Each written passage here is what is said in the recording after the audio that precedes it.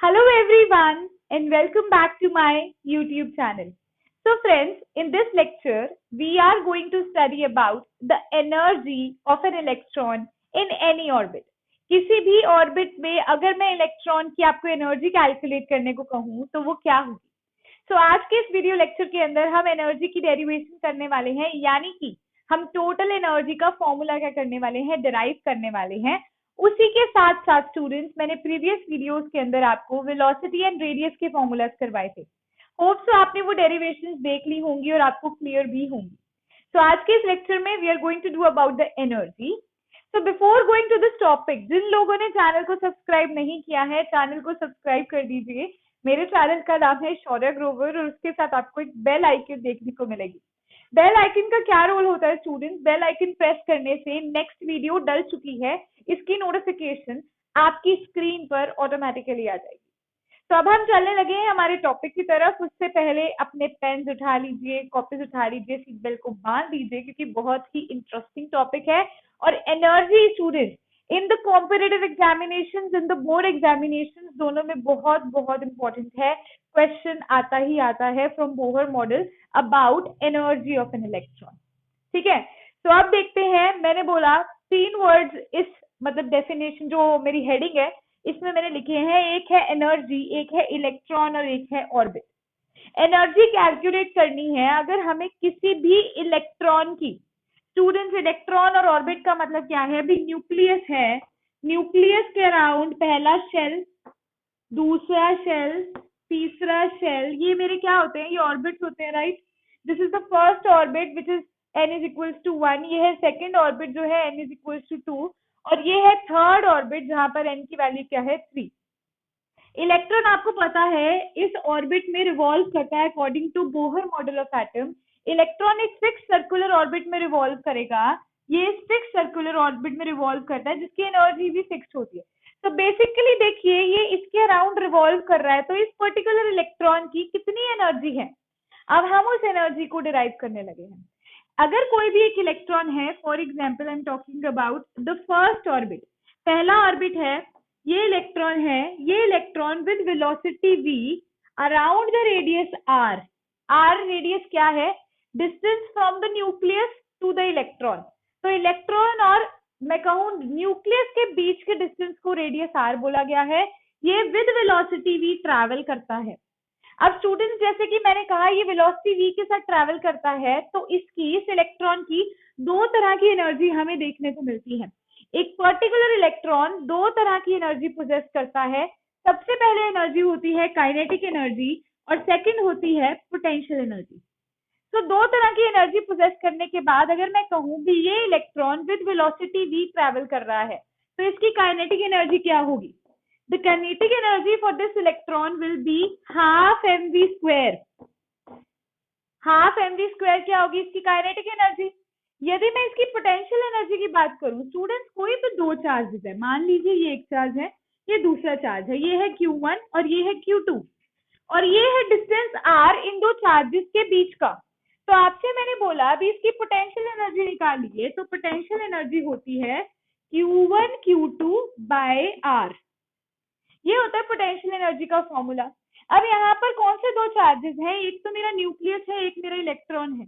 तो potential energy students क्या होगी?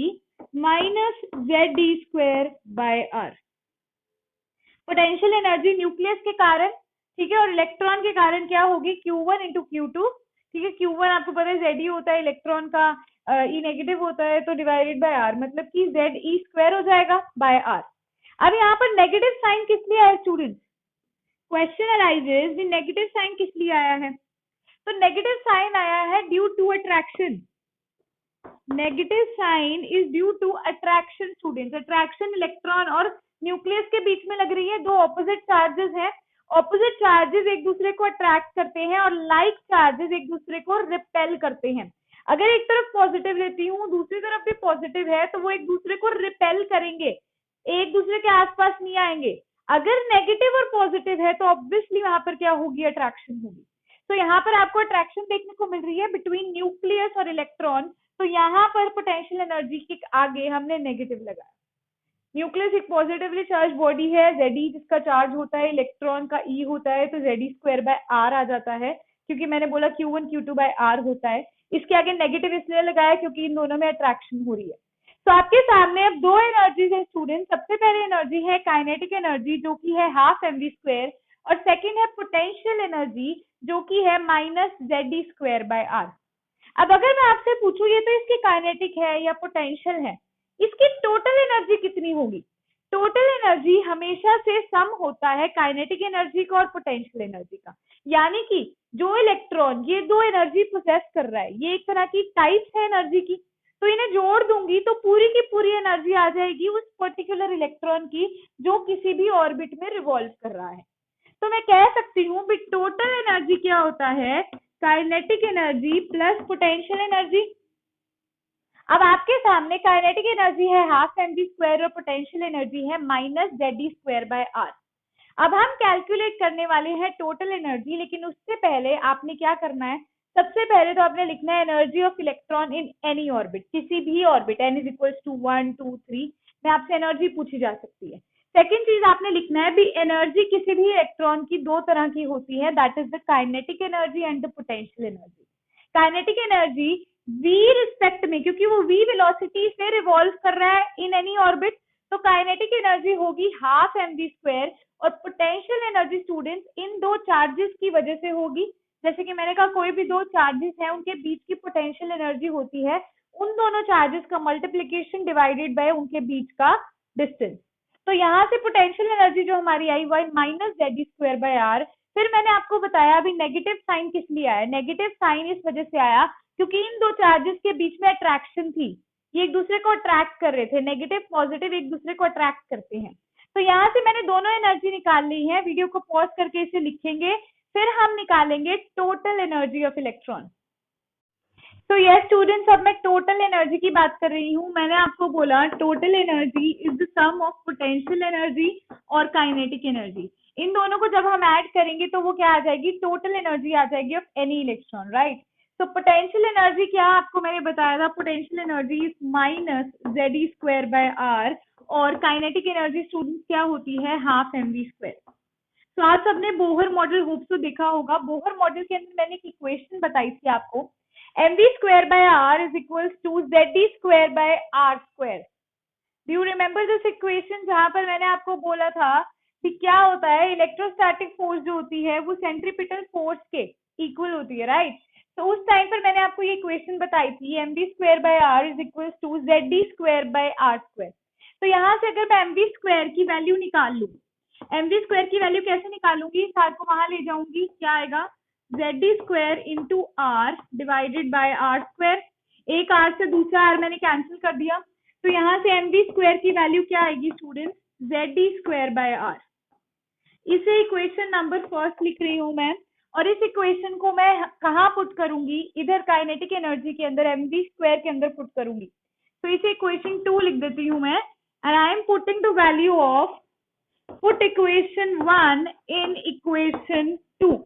आपने इक्वेशन 1 को इक्वेशन 2 के अंदर पुट करना है, तो यहाँ पर टोटल एनर्जी क्या आ जाएगी, ये एज इट इज लिखा जाएगा -Ze²/r प्लस ½ mv²। mv² की अभी वैल्यू आपको बताई है, तो हाफ इंटू mv² की क्या वैल्यू है, Ze²/r। ठीक है, अब आपको यहाँ क्या देखने को मिल रहा है, -Ze²/r और प्लस हाफ इंटू Ze²/r। क्या कॉमन निकाल सकती हूँ मैं इसमें से, मैंने कॉमन निकाला Ze²/r, अंदर क्या रह गया, -1 प्लस हाफ। तो यहाँ से मेरे पास क्या वैल्यू आ जाएगी स्टूडेंट्स, यहाँ से वैल्यू आ जाएगी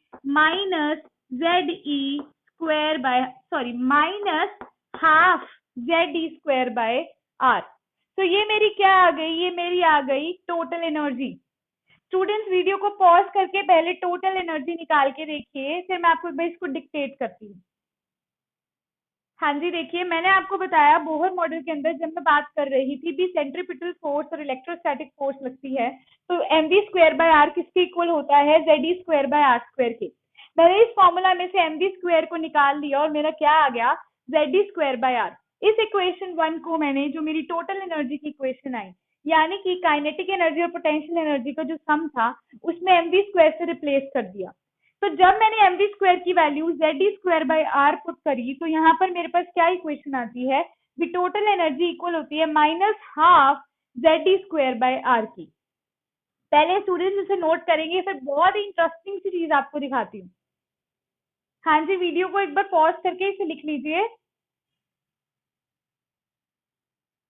तो ये स्टूडेंट्स, अभी मैंने आपको पोटेंशियल एनर्जी आपको बताया था -zd स्क्वायर बाय आर होती है। टोटल एनर्जी अभी कैलकुलेट किया -12 zd square by r, plus मैंने जब आपको काइनेटिक एनर्जी की बात की थी तो आई टोल्ड यू भी काइनेटिक एनर्जी होता है ½ mv स्क्वायर। यहाँ पर हमने mv स्क्वायर को रिप्लेस किया था जब बोहर मॉडल की इक्वेशन से, तो क्या आया था students, ½ zd square by r. अब हमारे पास काइनेटिक एनर्जी, पोटेंशियल एनर्जी और टोटल एनर्जी की क्या आ गई है, डेरिवेशंस आ गई है। अब क्वेश्चन जब आप करने लगो, या तो आप इसको पूरा पूरा ऐसे सॉल्व करो, या फिर एक बहुत ही स्मार्ट तरीका है। देखिए, अगर मैं कहूँ रेशो हम निकालते हैं, रेशो ऑफ, सबसे पहले रेशो निकालेंगे kinetic energy is to total energy. Kinetic energy और टोटल एनर्जी का रेशो देखते हैं। काइनेटिक एनर्जी आई ½ zd स्क्वायर बाय आर, और टोटल एनर्जी क्या आई स्टूडेंट्स, टोटल एनर्जी आई -½ zd square by R. It's equal to kinetic energy by total energy, है ना। तो देखो सारा कुछ कट गया बच्चों, यहां से क्या आ गया, -1, -1 आंसर आ गया, यानी कि kinetic energy is negative of total energy. तो जब भी आप टोटल एनर्जी निकालोगे उसका साइन चेंज कर देना। मान लीजिए आपका टोटल एनर्जी आती है -8, तो लेट कर रही हूँ -8, आई डोंट नो आएगी भी नहीं आएगी, क्या वैल्यू आती है एग्जैक्टली, आप क्वेश्चन पे डिपेंड करता है। तो for example total energy is -8, what will be the kinetic energy, kinetic energy होता है negative of total energy, kinetic energy हो जाएगा +8। ठीक है, काइनेटिक एनर्जी स्टूडेंट, ठीक है, तो क्या आ जाएगा, it is equal to negative of total energy. ये मैंने कैसे निकाला, मैंने फॉर्मूला डिराइव कर लिए थे। तो मैंने आपको बोला भी अगर मैं रेशियो निकालती हूँ kinetic energy to total energy का, तो क्या आता है -1, यानी कि काइनेटिक एनर्जी नेगेटिव होती है टोटल एनर्जी के। तो इनको अलग अलग निकालने नहीं बैठना, एक निकालो और दूसरी को बस साइन लगा दो उसके आगे। अब एक और रेशियो हम देखेंगे, that will be the potential energy और टोटल एनर्जी का। तो स्टूडेंट्स अब हम देखने लगे हैं ratio of potential energy is to total energy, potential energy by total energy का। पोटेंशियल एनर्जी ये रहा -zd square by r divided by -½ zd square by r. zd square by r, zd square by r cut गया, negative negative भी cut गया, what we will get 1/2 है, तो ये क्या हो जाएगा 2। तो यहाँ से क्या आ जाएगा, potential energy is equal to twice of total energy. Potential energy क्या आ जाएगी, ट्वाइस आ जाएगी टोटल एनर्जी के। तो जैसे कि काइनेटिक एनर्जी नेगेटिव थी टोटल एनर्जी के और पोटेंशियल एनर्जी ट्वाइस है टोटल एनर्जी के, तो इफ आई से you kinetic energy ratio potential energy ratio total energy, तो ये क्या होगा स्टूडेंट्स, दिमाग लगाइए फटाफट से, क्या होगा, ये होगा 1:-2:-1। द रीजन इज, अगर आपसे पूछा जाए काइनेटिक एनर्जी और टोटल एनर्जी का रेशो, तो kinetic energy is negative of total energy. अगर आपसे पूछा जाए पोटेंशियल एनर्जी और टोटल एनर्जी का, तो -2:-1 क्या होगा, 2 ऑब्वियसली, यानी कि potential energy is twice of total energy. अगर आपसे काइनेटिक और पोटेंशियल का पूछ लिया जाए, तो काइनेटिक एनर्जी का क्या होगा 1 और पोटेंशियल एनर्जी का होगा -2। कंफ्यूज नहीं होना, इसको आप और कैसे लिख सकते हो, मैं बोलूँ इसमें से निकालो kinetic energy bye potential energy, क्या होगा 1/-2। ठीक है, बस फिर एक की वैल्यू आ गई तो दूसरे की आ जाएगी, क्रॉस मल्टीप्लाई। अगर मैं कहूँ काइनेटिक और टोटल का बताओ, काइनेटिक और टोटल का क्या है 1 डिवाइडेड बाय -1। देखो ये वही चीज हो गई फिर से, ये मैंने एक शॉर्ट ट्रिक बता दी तीनों को सीधा याद करने की। यदि मैं आपसे पूछती हूँ पोटेंशियल और टोटल का, क्या आ जाएगा -2/-1, यानी कि 2, वही चीज आ गई। तो ये नोट कर लीजिए, वहां पर आप सॉल्व करने नहीं बैठेंगे रेशो को, सीधा इसे याद कर लीजिए, इसे उस टाइम ऐसे लिख के देख लीजिएगा ताकि ऐसे कंफ्यूजन ना हो। ठीक है, ऐसे लिखकर एक निकाल के दूसरी से उसका चार्ज का है तो चार्ज कर दो, मल्टीप्लाई करना है तो मल्टीप्लाई कर दो। तो वीडियो को पॉज करके हम इसे नोट करेंगे स्टूडेंट्स। तो यस स्टूडेंट्स, आपको जैसे कि पता है रेडियस का क्या फॉर्मूला होता है। किसी भी शेल के रेडियस का अगर आपसे पूछा था, मैंने डेरिवेशन में डिराइव भी करवाया था, Rn is the radius for any shell 1, 2, 3, 4 infinity तक, जहां तक भी आप देखना चाहते हो, यू कैन सी दैट। क्या फॉर्मूला होता है, m square h square divided bye 4 pi square m k z square. तो ये रेडियस का फॉर्मूला था। अब जैसे कि अभी मैंने आपको काइनेटिक एनर्जी, पोटेंशियल एनर्जी और टोटल एनर्जी का बता दिया, अभी उस रेशियो की हेल्प से आप क्वेश्चन कर सकते हो। इफ आई आस्क यू भी एनर्जी आपने निकालनी है एक इलेक्ट्रॉन की उसके ऑर्बिट के अंदर, यानी कि you need to calculate E and right. तो अब अगर मैं कहूँ मुझे टोटल एनर्जी जो मैंने निकाली है उसको मैं फर्दर कैसे डिराइव कर सकती हूँ, तो आपको पता है मैंने अभी एनर्जी निकाल के दिखाई है, दैट इज -12 Z² r। ये आई थी हमारी एनर्जी। इसे आगे इलेबोरेट करने के लिए मैंने क्या किया, रेडियस का जो मैंने डेरिवेशन की थी वहां से मैंने रेडियस का फॉर्मूला ले लिया, and now I will put this value here. मैं इस रेडियस की जो मैंने कैलकुलेट किया है फॉर एनी शेल, क्योंकि मुझे एनर्जी भी किसी शेल के लिए निकालनी है, तो मैं वैल्यू जो पुट करूंगी स्टूडेंट्स तो क्या आएगा, E n is equal to -12 Z² divided by radius क्या है देखिए, n square h square 4 pi square m k z e square, right. तो हमारे पास क्या आती है एनर्जी की वैल्यू, हमारे पास एनर्जी की वैल्यू कुछ इस तरह से आती है। अब इसमें जो कट रहा है उसे काटेंगे, देखते हैं कुछ कट रहा है कि नहीं कट रहा है। ऑब्वियसली यहाँ पर ये 2 और 4 से ये 2 कट गया है, एनीथिंग एल्स, और कुछ कट रहा है और कुछ भी नहीं कट रहा है स्टूडेंट। तो अब इसको मैं और कैसे लिख सकती हूँ, E n is equal to, ठीक है, -2 z कितने हो गए, z ऊपर हो गए 2 Z², ई कितने हो गए, ई की power 4 k pi square m divided by n square h square. ठीक है, तो इतनी वैल्यू पहले नोट कीजिए। ई एन की वैल्यू क्या आ गई, -2 Z² ई की power 4 k pi square m divide by n square h square. यहाँ पर अब हम फिर से देखेंगे भी कांस्टेंट क्या है और वेरिएबल क्या है। कौन सी टर्म चेंज हो सकती है और कौन सी नहीं। जो कांस्टेंट है उनकी वैल्यूज पुट करेंगे, तो यहाँ कांस्टेंट है 2, यहाँ कांस्टेंट है ई, यहाँ कांस्टेंट है k पाई m और h। क्या कांस्टेंट नहीं है स्टूडेंट्स, z और n कांस्टेंट नहीं है। तो जब मैंने इन सब कांस्टेंट्स की वैल्यू पुट कर दी तो मेरा क्या एनर्जी का फॉर्मूला आता है, आइए देखिए। सो यस स्टूडेंट्स, जैसे कि अभी मैंने ये डिराइव किया, -2 पाई square m k Z² e की power 4 divided by n square h square. तो एज आई टोल्ड यू, मैंने जितने कांस्टेंट टर्म्स सबकी वैल्यू पुट करी, तो लास्ट में मेरे पास एनर्जी की क्या इक्वेशन आती है, En is equal to -13.6 Z² by n square electron volt per atom. ये क्या हो जाएगा, किसी भी शेल के लिए एनर्जी की कैलकुलेशन हो जाएगी। आप डायरेक्ट फॉर्मूला लगाइए, Z होता है एटॉमिक नंबर और N होता है shell number, students you know that. ठीक है, तो आप बस ये वैल्यूज डालिए और एनर्जी कैलकुलेट कीजिए। अब एक छोटा सा क्वेश्चन आता है स्टूडेंट्स, ये तो बहुत बहुत इंपॉर्टेंट है, इसे नोट कर लीजिए क्योंकि बहुत सारे क्वेश्चन इस पे बेस्ड हैं। ठीक है, वो वाला फॉर्मूला जो आया था -12 Z²/r, उसके अंदर मैंने रेडियस की वैल्यू डाली तो मेरे पास ये फॉर्मूला आ गया। फिर मैंने कांस्टेंट्स की वैल्यू डाली तो एट लास्ट मेरे पास एक फॉर्मूला आ गया -13.6 Z²/n² electron volt per atom. अब इसी पे बेस हम कुछ क्वेश्चंस करेंगे। उससे पहले एक छोटी सी लॉजिकल सी चीज आपसे पूछती हूँ। फॉर एग्जाम्पल, मैंने जैसे बोला ये न्यूक्लियस है, ये मेरे ऑर्बिट्स हैं। तो स्टूडेंट्स अगर मैं कहूँ भी जैसे जैसे मैं बाहर जा रही हूँ, ठीक है, तो जैसे जैसे मैं बाहर गई तो एनर्जी पे क्या फर्क पड़ेगा। आप देखिए एन की वैल्यू मैंने इंक्रीज कर दी, पहले एन 1 था, 2 था, 3 था, 4 था। तो जब इलेक्ट्रॉन एक शेल से दूसरे शेल से तीसरे शेल में गया, यानी कि एन की वैल्यू बढ़ी, तो एनर्जी की वैल्यू क्या आनी चाहिए। अगर मैं वैसे सोचूं, एन की वैल्यू बढ़ी तो एनर्जी की वैल्यू कम होनी चाहिए, लेकिन गलत। अगर एन की वैल्यू बढ़ी तो एनर्जी की भी वैल्यू बढ़ेगी। रीजन इज क्योंकि इसके आगे नेगेटिव साइन है। तो जैसे जैसे आप नंबर ऑफ शेल्स को इंक्रीज करोगे, एनर्जी भी इंक्रीज होगी, एनर्जी डिक्रीज नहीं होगी due to the negative sign. Negative sign है, इसकी वजह से उसको ऑपोजिट कर देगा वो।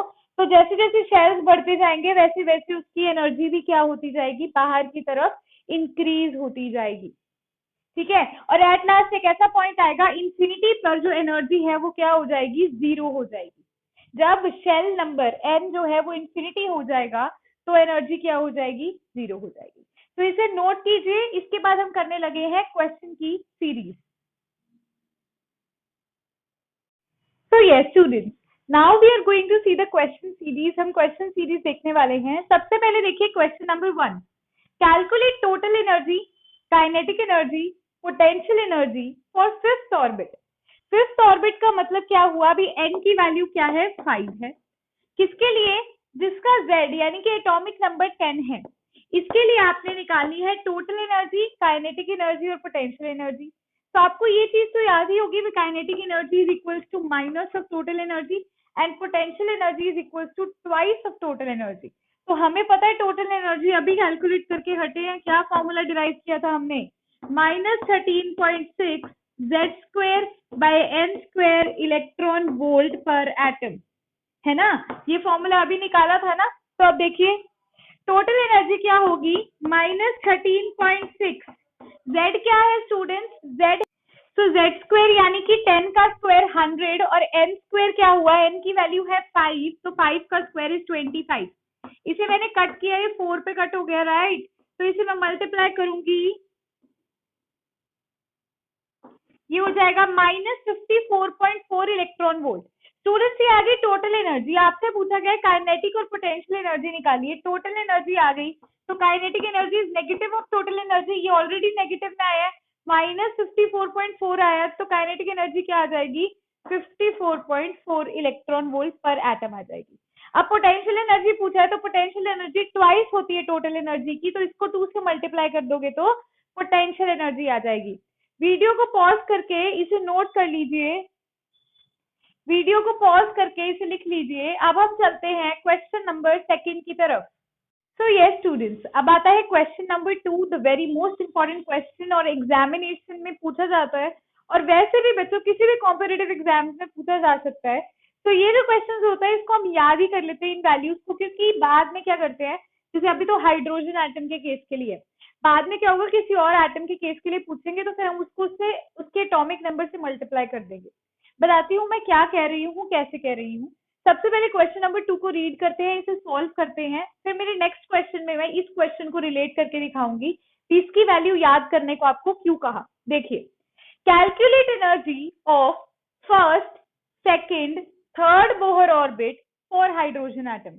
आपने फर्स्ट, सेकेंड और थर्ड बोहर ऑर्बिट की हाइड्रोजन एटम के केस के लिए एनर्जी कैलकुलेट करनी है। मतलब you need to calculate for n is equals to 1, n is equals to 2, n is equals to 3। इन सब के लिए हाइड्रोजन एटम है तो Z1 होगा, एटॉमिक नंबर 1 होता है। अब एनर्जी का फॉर्मूला क्या होता है student, -13.6 Z square divided by n square, है ना। तो अगर मैं फर्स्ट केस की लूं, फर्स्ट ऑर्बिट की निकालती हूँ, क्या होगा, -13.6 इंटू Z क्या है 1, क्योंकि हाइड्रोजन एटम है तो 1 square, divided by n square, first shell के लिए निकाल रही हूँ तो 1 स्क्वायर। ऑब्वियसली क्या आंसर आएगा, -13.6 electron volt per atom.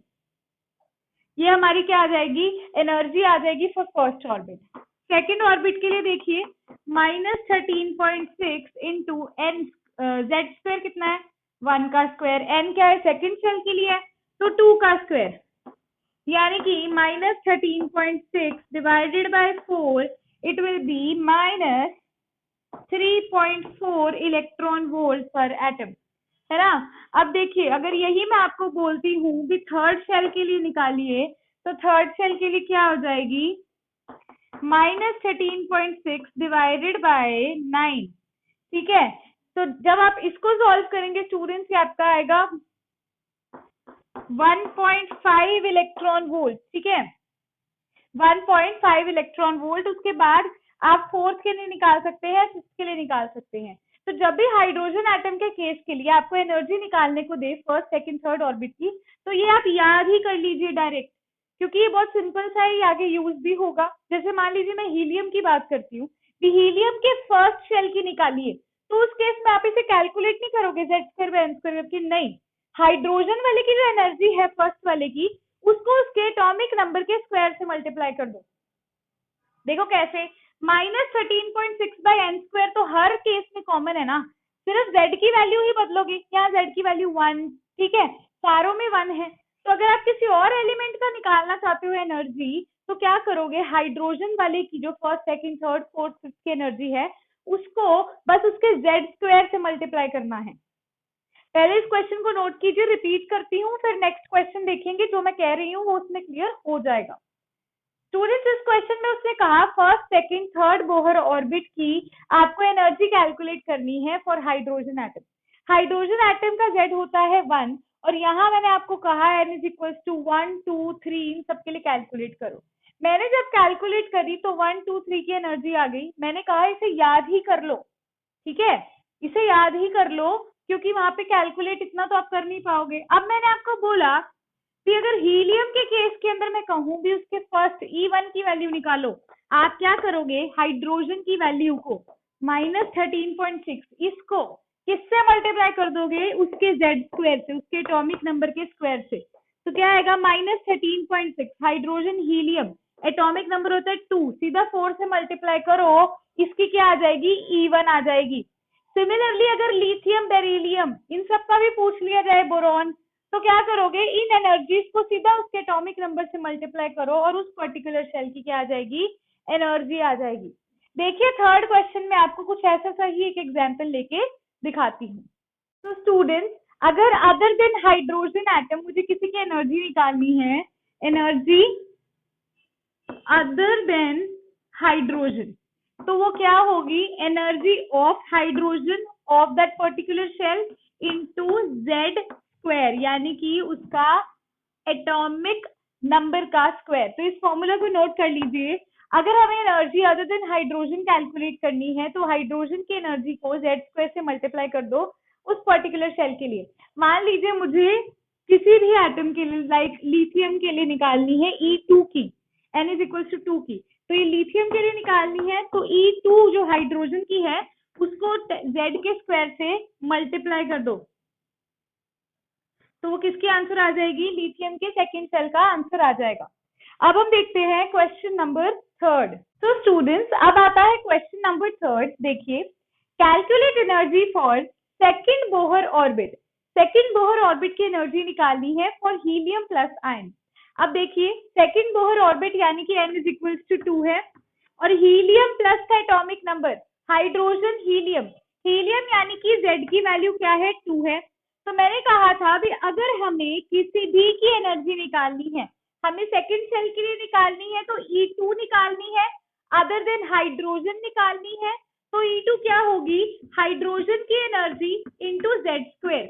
Hydrogen की एनर्जी फॉर सेकंड सेल अभी आपको कैलकुलेट करके दिखाई थी, -3.4 होती है, इंटू सीधा कीजिए Z²।